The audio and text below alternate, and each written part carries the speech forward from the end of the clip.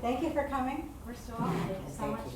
I love this place, and it's really a treat to come back here and talk about this book. I think Jill's going to start. We were going to start by talking about what it was like to go from literary fiction to, I don't know, crime fiction, what is it? Suspense? We thought of it as psychological suspense, what we were doing. And you know, I've written a lot of novels, so it wasn't the novel writing that part that was really unique to me when I started this book. The other thing is, Amy and I we've always read thrillers. We love them. We think it's an amazing way of doing literature. I don't separate literature from thrillers. In some ways, one of the things that has drawn me to thrillers is that I find literary fiction, not all of it of course, but so much of it has such they cover such a small box of emotions, whereas the thriller starts to go back to call upon really what Shakespeare did, what literature had once been, which is to go for the grandest emotions, to go for evil and good, to try and make something that is not, I'm gonna get the word reserved, but that's exactly what that's exactly what it is. And so I was drawn to it with a kind of excitement. And you know, I don't know if I would have had the nerve to have done it alone. Well, we've also, you know, this is a collaboration. We've known each other about 35 years. And so that was a crucial part of writing this together. For me, I had not written a novel before this. I'd written a novella by accident. That was just about put me in the bin right there. I found that the big difference for me was that it was a novel. Not that it was, you know, there was an emphasis on the psychological crime element. It was that it was a novel. It seemed, it was to me very plotistic, as a friend of mine likes to say. It's so plotistic. It was very plotistic, and that's where, particularly where Jill came in. But as she said, you know, I always felt really good reading these books. Patricia Highsmith, you know, who doesn't love Patricia Highsmith? And you know, more recently for me, you know, Tana French, oh God, I'm blanking the name. You know, the light. What's it called? The Lightness. The Lightness. Yeah. I have no memory of the titles. When we were starting this book, I had read Anatomy of Fear by Jonathan Santwerfer, and I'm not saying that just because we're here and he's sitting right there and introduced us, but it was something I read as we were getting going with this project. And one thing that I took from it that was so helpful was just the idea of pulling in things from other parts of your life, you know, from all of your passions and abilities and areas of expertise, should you have any, and I do, I'm speaking now. And that there's room and ways, points of entry for all of them to work off of each other. That was extremely helpful for me, and as we figured out what things we knew about, had studied, were interested in, that could amplify the novel we had in mind. You know, such as dog rescue. You know, working in a dog hitting its cycle shelter. That was something. Or I went to enrolled at John Jay years ago to study forensic psychology, and you can speak for. I brought in, you know, I was in Williamsburg. We set it there. I brought in my passion for swimming and diving. But it was, you know, it was an interesting experience. I mean, when we started it, it wasn't, first, to go back, one of the things that kind of concretized the book was we shared a very good friend who had died. And our friend who had died was a writer. Her name is Kathy Russell Rich, and she wrote two magnificent memoirs. And she was planning to write a book about an experience she had where she was involved with well, it turns out a sociopath, but at the time, of course, she didn't know that, and she was involved with a man who it was a long distance relationship. She met him in the London Review of Books, and, over the course of a year, she fell madly in love, and what was interesting. He asked her to marry him. What was really, I think, interesting. Key for Yeah. reason of fear. And then it turned out she was able to, at one point, see that he had 1 million women around the world, and the thing that was most devastating of all was that she was on the verge of dying, and he knew this, and to sort of do this to somebody who's dying is beyond. The cruelty was so gratuitous. So huge. And that wasn't 1 million women. It was actually 4. 4, yeah. which was bad enough. Bad enough. But we felt, but I'd had conversations with Mm-hmm. Kathy near the end of her life, and it was fascinating. She really did want to write a novel. She'd written 2 nonfiction books, as Jill said. She wanted to write this novel, and I had a sense of what she wanted to do with it. And our deal was, why don't we just write it for her? Why don't we write it for her? And I had met the guy, I came here to get to New York once, and we thought it was a way to keep her with us, and that was really the motivating factor, and then One of the things that was, the experience of knowing Kathy during the year that she was seeing this man who and 4 others, which to me is 1 million, okay? I mean, really, 4 or 1 million, aren't you going to be like just as hurt? Actually, it'd be less hurt if there were 1 million. 4 would be much more painful for me. But as she fell in love with him, we fell in love with him. I read his emails. You know how you go through it with your girlfriends if they're in this intense thing. So heady thing. And we went through the betrayal with her, and so it wasn't that we really based it on her experience. We based it on the experience that both Amy and I had by witnessing this year, and we obviously witnessed it with probably more objectivity than she did because she was in the middle of it. So that was like the beginning of how we came up with the idea.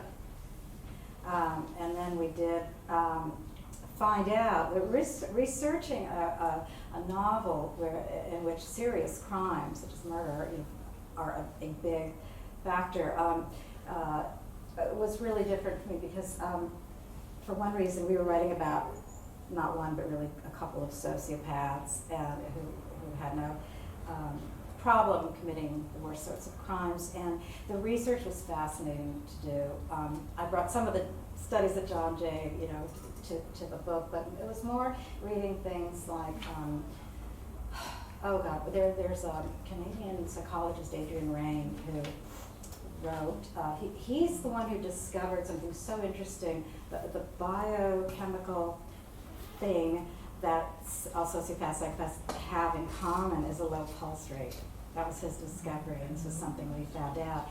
And that these people need to do more and more dangerous things to get the kind of rush and high that normal people get, in cleaner ways. And we were always finding out just really interesting things like that. And what else was there? There was and we found out during the course of writing the book and researching how many women like Kathy had this experience. Mm-hmm. It's amazing. I would bet you anything that a third of the people in the room either had it happen or know someone smart, accomplished, successful, attractive, been around the block kind of women who were seduced, who were really persuaded by a suitor who turned out to be just playing them, and we met so many people. We got through friends of friends. We got all these emails from very high profile women and all kinds of all kinds of work. Very visible women saying, "Can you tell me, were you writing about X?" And there'd be the name of somebody they had been engaged to. It was uncanny. The cover of Psychology Today the time our book came out in July, it was a profile or personal piece about, what's her name? I'm blanking on her name. Abby Ellen? Yeah. Abby Ellen, on her experience like this with a complete fraud who really took her in. And, she's a terrific journalist, very, very smart. And so it was alarming. That was a really alarming discovery as we went through this. To go into the writing, I assume most of you are people who are writing writing this. What was interesting for me, which was first, what was interesting, these are the differences between writing a literary, I hate that word, I don't know what the hell to call it, okay? It's the same thing. Yeah, I would say it's a euphemism for it doesn't sell well. You could say our own work, our own work, as yeah. opposed to our collaboration. But what was really something that, the idea of concealing who the killer is. That's something that is not, what drives regular fiction forward is the same thing that drives crime fiction forward, which is character. You come to really like this person and want to see how they're going to resolve all the obstacles the writer puts in their way. And whether it's, our fiction or crime fiction, you have to do that. But one thing you don't really do in a regular novel is you're not really trying to conceal something, okay? That's not part of the plotting. The revelations that come from character come from a different impetus. It's not from, and one of the worst things, I teach writing at the university, as they said, and one of the things that all the students do is they conceal something and then they have the surprise ending, okay? He's so Yeah, I always used to, they do something like, I always do a kind of quick talk. I would say, oh my God, I'm pregnant, should I have an abortion, should I not have an abortion?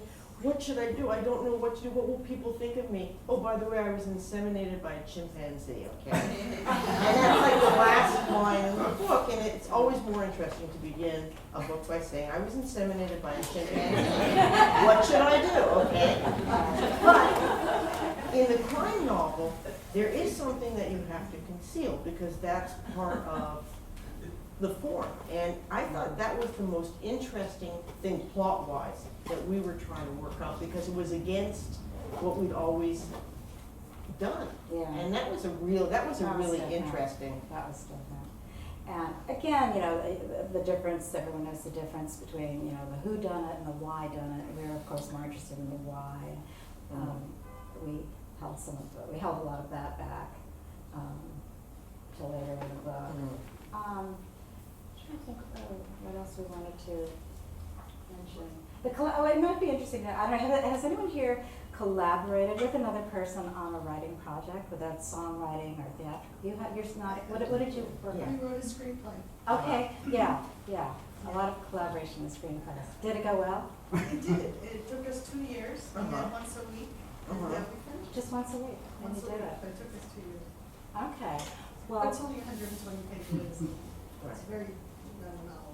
See, I am very interested for you two to talk about your collaborative process. That was Like really who did interesting. how did that work, and how come you're still friends? And No ego. That's the answer to that. No ego. No ego. Not in this project. We never had one argument, okay? Because when we would get to a point where we had to discuss something, one of us always had a better idea than the other one. And we had no problem saying, God, I'm such an idiot. That's so much better. That's so much better. And why hold on to something just because you thought of it and the other person has something good? That was easy. We also didn't assign ourselves different parts of the book and then put it together. We wrote every sentence together. And, we began the book in the same space. In Williamsburg, in her apartment, and we're sitting a little bit closer than this with her desk and her one computer, and we would take turns typing, and we were literally every sentence together. And then part of the book was written when we were several states away, and she figured out how to put Google Drive or Google Docs, whatever it's called, on our computer, so that we had the same screen, and what I wrote turned up on We hers. had our et cetera. phone, we had a phone on and Phone we on, had a talking screen on and we the were phone. talking. And it worked beautifully. It was, I mean, it was an interesting process in this, we would, one of us would be typing and the other one, of course, would be looking in awe to see a book writing itself. Really cool. That was the most fun part about it. But it would be also would be one person would know more about like, you know, when we wrote about a dog, the dog, you know, we wrote about a shelter, and Amy had much more experience, so she would start to describe the shelter, and I would be watching it and say, but I don't know what's I don't know what's here, and suddenly she's, oh, so one of us would be the blind reader, and the other would be the person guiding it. And when you would ask a question to the blind reader would say, but I can't see X. And the other, it would clue us into giving a kind of description that was probably, you know, Well, it's essential. it speeded things up in a way that was. We work so much faster this way. Both of us are really slow on our own, and so what? Who cares? It's just the way it is. We're slow, so what? But it was quite something. It was We heady. zoomed along. I mean, you know, 2 pages every time we sat down for 2 hours was pretty much the way it went. And I think never it worked that quickly. And I think it was one, if you had that moment of doubt, if you looked at the page and you said, the other would say, it's good enough, it's fine. Well, no, that's not quite good enough. That's not really, those weren't really our standards. But the standard was that you know, we didn't bog down the way you do by yourself. And that was an interesting and kind of revelatory. That was fun. But again, really an interesting experience to have, you know, I picture like dovetail joints or something, things, you know, something you know, something I know, and the way it would come together and surprise us sometimes. But again, back to the material, you know, writing with murders and such, which is not something I've done, and people who toyed with each other just for the enjoyment of it, just to mess with somebody. I mean, most of us have met someone like this in real life, not more than just one, but that interests me a lot. It interests me. Sociopaths interest me because they're skewed, they're off, they lack empathy, they can pass. That's what's so scary. They can pass a lot of the time as normal. And they're very charismatic. And they're extremely charismatic, which is why they get away with it so much. And so that seemed really worth the attention that we gave to it. And there was another book I wanted to mention. There's another book that was hugely important to us for this book. It's a nonfiction book edited by Dr. Barbara Oakley, called Pathological Altruism. And this was key. This was an idea, a component of the main character that she was doing a study on this. And it's something that interests me a lot. It has to do with people who do good, you know, do good works. Sometimes they do it for the wrong reasons, or sometimes it kind of backfires on them. They're not able to gauge how much, you know, when to stop, and it's a very complicated phenomenon that we're both really interested in. So, Anatomy of Fear, Pathological Altruism, Patricia Highsmith. I mean, this was some of the mix. And are we forgetting any others? What else did we like? No. Can I Yes, bring please. you back to the Please. collaboration from when the initial idea sort of came about to write this book until you finished the actual writing was how long? You know, we did a first draft. Well, I mean, we started in the summer, and then I had a book to finish, and Amy had work to work on. We were unable to.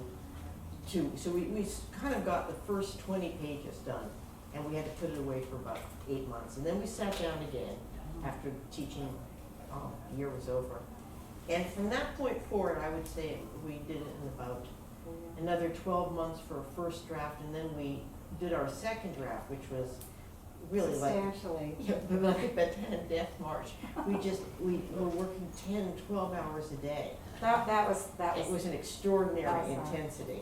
Well, we got tremendous feedback, really logical suggestions and feedback from our editor on this is Nan Graham, who's my regular editor, doing my own stuff. Really useful and specific, and we went back to it, and we really worked Yeah. our heads off on that. And that was what, another 6 months Yeah. of that.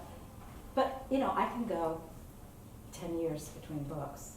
After my model, my beloved Grace Paley, didn't bother her, didn't bother me, but that was remarkable. And during that rewrite Long March, were you together, or were you mainly doing this on? The rewrite we did together. The rewrite, Amy came down to Florida, I went up to, the rewrite you have to be in the same room because it's so messy. Google Drive only works for 10 pages at a time. Yeah. I had to keep transferring it over into a manuscript. And we had a manuscript with notes, Yeah, so penciled notes. you have so to be in the same room. It didn't work with the revision so much.